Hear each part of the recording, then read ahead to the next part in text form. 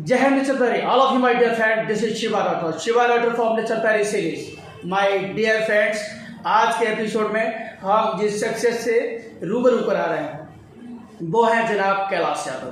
कैलाश यादव इटावा से हैं, यूपी से हैं और एजुकेशन के फील्ड में शायद कोई हो जो इनको न जानता हो।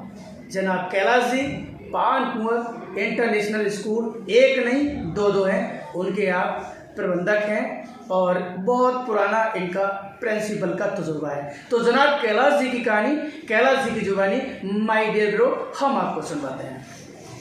सर नमस्कार। नमस्कार। कैसे हैं सर? मैं बिल्कुल ठीक हूँ, बढ़िया हूँ। सर स्कूल के बारे में जो पेरेंट्स जो हमें अभी जानकारियाँ मिल रही हैं कि जो लोग सोच रहे हैं कि अप्रैल का महीना मई जून में छुट्टी हो जाएगी तो हम तो अपने बच्चे का जुलाई में एडमिशन कराएंगे तो कम से कम 3 महीने की फीस ही बच जाएगी। स्कूल वाले तो छोड़ते नहीं, और जब बच्चा स्कूल ही नहीं गया तो काय की फीस और काय का गाड़ी का पैसा। जो कयास लगाए जा रहे हैं इसमें कितनी दम है? क्या स्कूल से ऐसा कुछ हो सकता है? क्या रियायत होगी, और होगी तो किस बिना पे, और नहीं होगी तो क्यों नहीं? Tell me that now. देखिए, सरकारी ऐसा कोई नियम नहीं है। सरकार 12 महीने का सत्र मानती है और 12 महीने की फ़ीस देनी होती है। ये ठीक उसी तरह जिस तरह कोई कहीं जॉब करता है तो 12 महीने के वेतन की अपेक्षा रखता है। विद्यालयों में फ़ीस के अलावा कोई और सोर्स ऑफ इनकम नहीं होता और फीस के आधार पर ही सभी को वेतन मिलता है। यदि अप्रैल मई जून अगवा के सोच करके बैठे हैं तो उनको पढ़ाने वाले शिक्षकों को फिर वेतन कैसे मिलेगा? ये सोचना गलत है और ऐसा विद्यालयों में नहीं होता है। ये बात और है कि कोई प्रबंध तंत्र किसी विशेष परिवार की विशेष परिस्थितियों को देख करके वहाँ फीस में रियायत कर दे और उस बच्चे को, अगर वो महत्वाकांक्षी है, पढ़ने के लिए अच्छा पढ़ रहा है, एजुकेशन फील्ड में बहुत कुछ अच्छा कर सकता है, तो वहाँ पर प्रबंध तंत्र अपना निर्णय लेकर के उसे कितनी भी फीस माफ़ी दे सकता है, ये तो संभव है। लेकिन पेरेंट्स का ये सोचना कि 3 महीने बच्चे नहीं भेजेंगे, फिर हम जुलाई से भेजेंगे तो 3 महीने फीस बच जाएगी, ये गलत है। सर एक बहुत बड़ा मैं कहूँगा कि सवाल है एजुकेशन के लिए कि बच्चे जो पूर्व में जो समय निकल के गया है, कोरोना कालखंड का जो टाइम था बेसिकली बड़ा पैनिक टाइम था।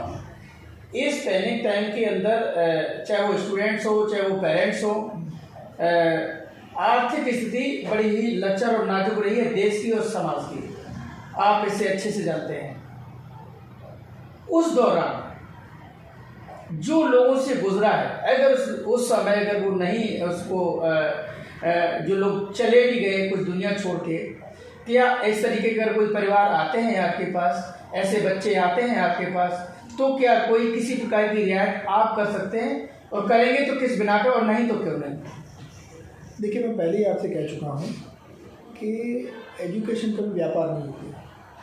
जो संस्थाएं चला रहे हैं उनको समाज में ऐसे बच्चों को ढूंढना चाहिए जो बच्चे अच्छा कर सकते हैं, और यदि पढ़ाई में पैसे बाधक हैं तो उन संस्थाओं को आगे आकर के उन बच्चों को उस बाधा को दूर करना चाहिए, उन्हें पढ़ने का अवसर देना चाहिए। मैं पूर्व से ही बहुत सारे बच्चों को कम फीस पर या बिना फीस के पढ़ा रहा हूँ जिनकी आर्थिक स्थिति ठीक नहीं है या जिनके अभिभावकों की कोरोना के चक्कर में नौकरी चली गई। हाँ, अभी ऐसा कोई छात्र नहीं है मेरे पास जिसके माँ बाप कोरोना में खत्म हुए हुआ है, लेकिन यदि ऐसे भी छात्र छात्रा आते हैं तो मैं उनको ज़रूर पढ़ाऊँगा और उनकी पढ़ाई में किसी भी प्रकार की कोई बाधा नहीं है। एक सवाल ये है कि मैं ये कहूँगा कि जैसे आपने संस्था की नींव रखी, जब कोई व्यक्ति संस्था की नींव रखता है तो उसके जहन में एक सवाल आता है कि मैं संस्था की नींव क्यों रख रहा हूँ, इसका उद्देश्य क्या है? Tell me that now sir. देखिए, मेरी खुद की शिक्षा पूर्वांचल राज्य में हुई है। मेरे पिताजी की पोस्टिंग शिलोंग में रही। मेघालय से मैंने हायर एजुकेशन प्राप्त की। मेरा शुरू से जो झुकाव है वो हालांकि पुलिस और आर्मी में था, और ईश्वर की कृपा से मुझे वो नौकरी प्राप्त भी हुई, लेकिन मैंने ज्वाइन नहीं की। मैं इटावा आया तो मुझे लगा कि इटावा वहाँ की तुलना में 10 वर्ष पीछे है। तो धीरे धीरे जो मुझे आता था, मन में ये था कि यहाँ के लोगों को भी सिखाया जाए और एजुकेशन के लेवल को ऊंचा उठाया जाए। एक बार शुरुआत की और शुरुआत करते करते ये लगा कि हम इसमें बेहतर कर सकते हैं, जो समाज के लिए, क्षेत्र के लिए अच्छा होगा, अच्छे परिणाम मिले, और मन किया और आगे बढ़े। तो इस संस्था को डालने का उद्देश्य भी ये था कि समाज के हर वर्ग का व्यक्ति अपने बच्चों को पढ़ा सके। आज जो इंग्लिश मीडियम स्कूल का चलन है, हर व्यक्ति अपने बच्चों को इंग्लिश मीडियम स्कूल में पढ़ा सके। मेरा ये प्रयास रहता है कि पैसे बच्चों की पढ़ाई में बाधा नहीं बननी चाहिए। हर माँ बाप को अपने सामर्थ्य के अनुसार प्रयास करना चाहिए, लेकिन ऐसा भी नहीं है कि भाई एक फिक्स अमाउंट हो कि इतना देना ही देना है। अगर पेरेंट्स थोड़ा बहुत ऊंच नीच कर पाते हैं, कम पैसे दे रहे हैं और बच्चा अच्छा कर पा रहा है, तो मुझे ऐसा लगता है कि उस बच्चे को अवसर दिया जाना चाहिए। और मैं देता हूँ और ये प्रयास करता हूँ कि कोई भी बच्चा पैसे के कारण पढ़ाई से वंचित नहीं होता है।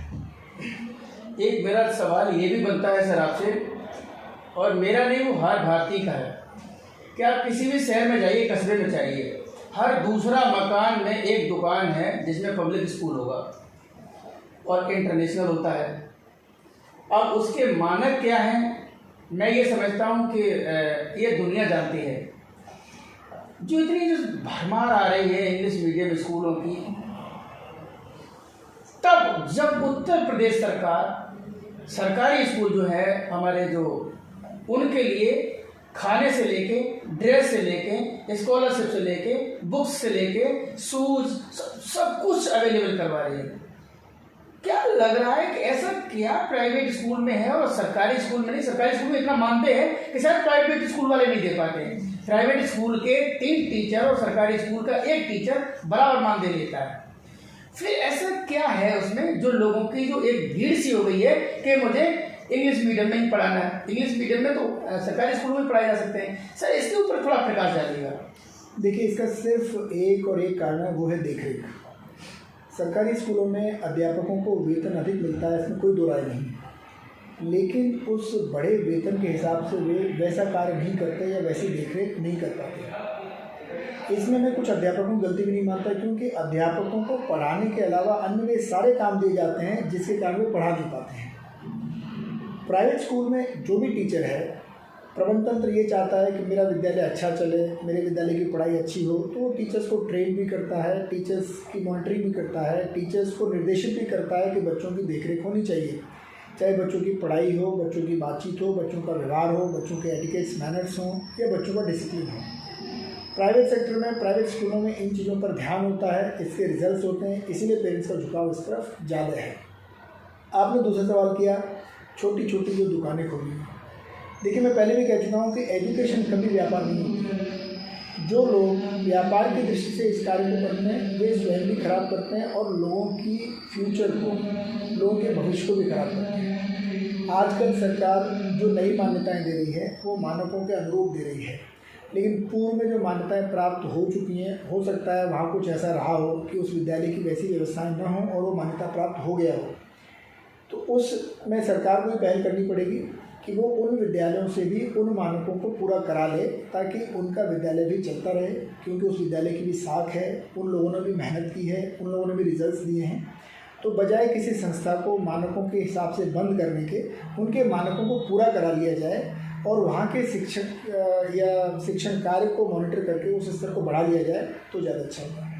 अगर मैं ये कहूँ, एक तीखा सवाल बनता है सर, और मेरी पहचान तीखे सवाल के लिए, कि एक ज़माना था, हमने भी पढ़ा है और मैं भी स्कूल में गया हूँ, प्राइमरी पाठशाला का मेरा दौर था, कि स्कूल को बच्चा ढूंढता था, स्कूल बच्चा ढूंढता था कि मुझे इस स्कूल में एडमिशन नहीं मिल रहा है, तो हम दूसरे में जाते थे, हम तीसरे में जाते थे। मतलब मेरे टेस्ट होते थे, एडमिशन अगर वो रैंक नहीं आई तो वो स्कूल नहीं मिलता था, तो दूसरे स्कूल में जाते थे।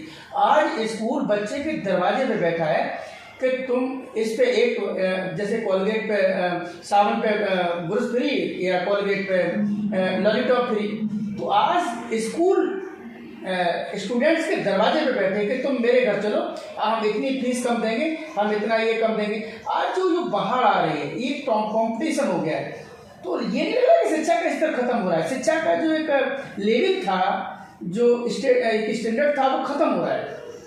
ये आपने बिल्कुल सही कहा, लेकिन मैं भी आपको पुनः याद दिलाऊंगा कि ये उनके द्वारा होता है जो शिक्षा का व्यवसायीकरण करते हैं। जो शिक्षा प्रदान करते हैं वे ऐसे कार्य नहीं करते। वे उतना समय पेरेंट्स के घर जाने में, पेरेंट्स से बात करने में, अपनी बात समझाने में व्यर्थ नहीं करेंगे जितना वो कक्षाओं में दे देंगे।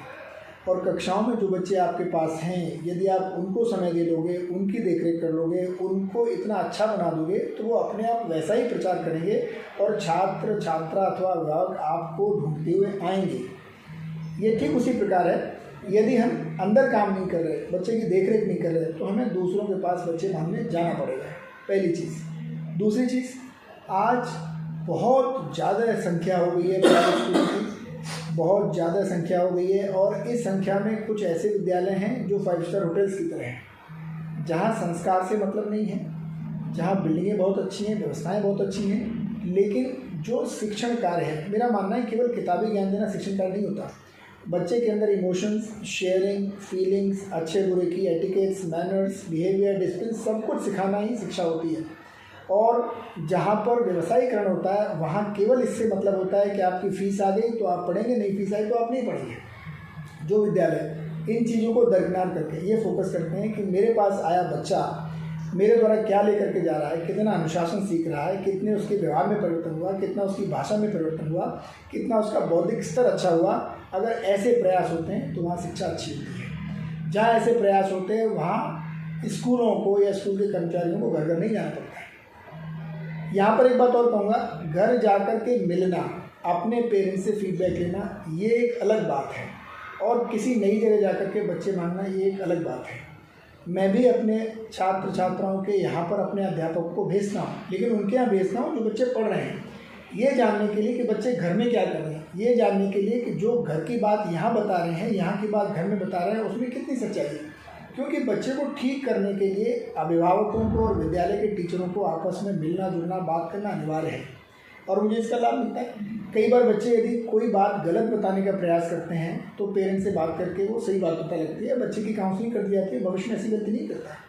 पेरेंट्स को कई बार बच्चा स्कूल की गलत बात बताता है, पेरेंट्स से बात होती है तो उन्हें संतुष्टि होती है, उन्हें गर्व होता है कि मेरे बच्चे की इतनी देखरेख है कि वो अपने रूटीन को फॉलो कर रहा है कि नहीं कर रहा है, वो पढ़ाई अच्छी कर रहा है कि नहीं कर रहा है। तो इस तरह की प्रक्रिया अपनाते हैं तो घर जाने की भी दो अर्थ हैं। कुछ लोग बच्चे मांगने जाते हैं, कुछ लोग अपने यहाँ के बच्चों के हालचाल लेने, पढ़ाई के स्तर को ठीक करने और अभिभावकों से सही बात जानने के लिए जाते हैं।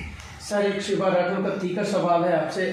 बड़ा मुझे खुशी है कि आप तसल्ली बख्श हमारे सवालों का जवाब दे रहे हैं कि जैसे हमने स्कूल इंडस्ट्री में देखा, हम तो इसे उद्योग कहेंगे, क्योंकि जब 10 करोड़ 15 करोड़ 20 करोड़ के जो इंफ्रास्ट्रक्चर लगाते हैं, बड़ी बड़ी बिल्डिंग्स बनवाते हैं, वहाँ ये लोग जैसे मान लो वहाँ पे 5 करोड़ है, 10 करोड़ है, बहुत सारी फैक्ट्री लग सकती हैं। ये सब इसी में समाज सेवा क्यों करना चाहते हैं? बहुत सारे यहाँ पर बहुत बड़ी एक इंडस्ट्रियल एरिया डेवलप हो सकता है जिसमें हजारों लोगों को रोजगार मिल सकता है। लोग यही काम क्यों करना चाहते हैं? कि ऐसा इसमें क्या खास है कि स्कूल बना दो और स्कूल के द्वारा जो इमोशंस होते हैं जो पेरेंट्स के, उनको कैच करो। Tell me that now sir, ऐसा क्यों?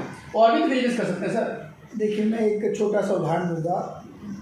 आपने आज से 25-30 वर्ष पूर्व सुना होगा, देखा होगा कि राजनीति में कुछ लोग अपराधियों का इस्तेमाल करके वे राजनीतिक पद प्राप्त कर लेते थे।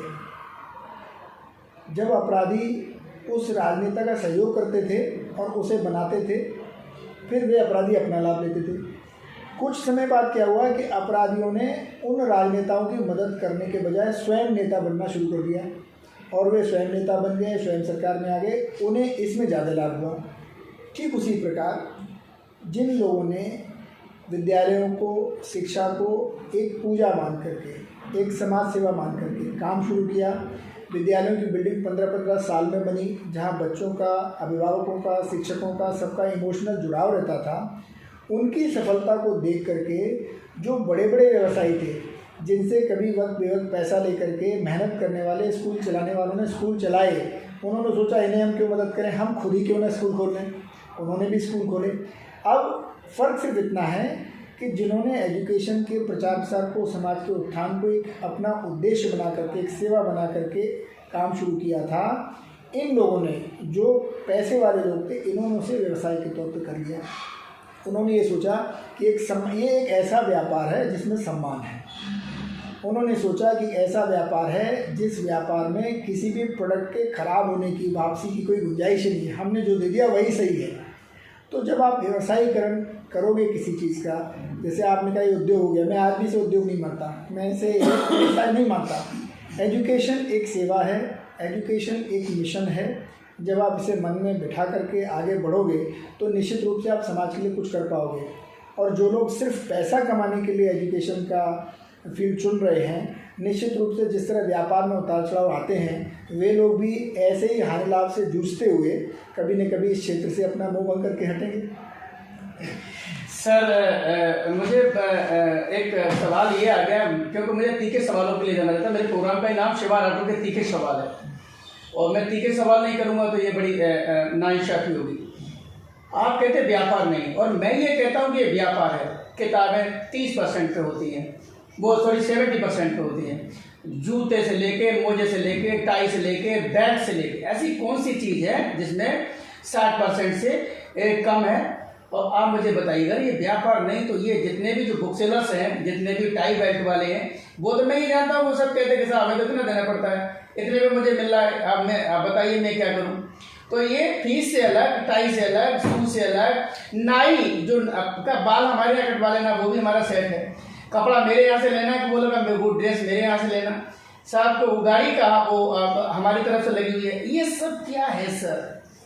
देखिए, मैंने पहले भी कहा, ये वो लोग करते हैं जो इसे व्यापार मान के कर रहे हैं। मैं मानता हूँ ऐसे लोगों की संख्या बढ़ गई, 90% हो गई, लेकिन 10% ऐसे भी लोग हैं जो अपने किताबों की लिस्ट सार्वजनिक करते हैं और बच्चों से अभिभावकों से जहाँ से आपको प्राप्त हो आप करिए।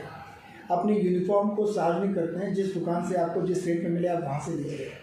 मैं उन लोगों का समर्थन करता हूँ जो यहाँ व्यापार नहीं करते।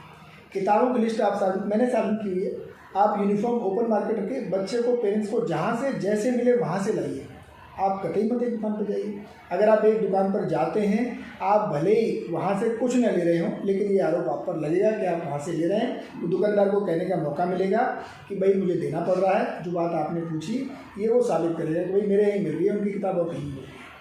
लेकिन मैं यहाँ स्कूल वालों से, जो वास्तव में स्कूल को एक सेवा के रूप में चला रहे हैं, उनसे अनुरोध करूँगा कि वे अपनी किताबों की लिस्ट सार्वजनिक रखा करें, वे अपने यूनिफॉर्म को सार्वजनिक रखा करें। इसके अलावा कोई ऐसी चीज़ नहीं है जहाँ आप पर आरोप लगे। पढ़ाई आप मन से कराइए, अच्छे मन से कराइए। फीस में भी थोड़ा दिलों में गुंजाइश रखो, आदमी की स्थिति भाप करके कि भाई ये गार्जियन अगर नहीं दे पा रहा है, जितनी दे पा रहा है, बच्चा होनहार है, तो उसे अवश्य पढ़ाइए। कैलाश जी, आपको बहुत बहुत धन्यवाद। आपने शिवा राठौर के तीखे सवालों का धैर्य के साथ सामना किया। रियली आपको very very thanks for you mister Kailash ji. Thank you very much. Okay sir.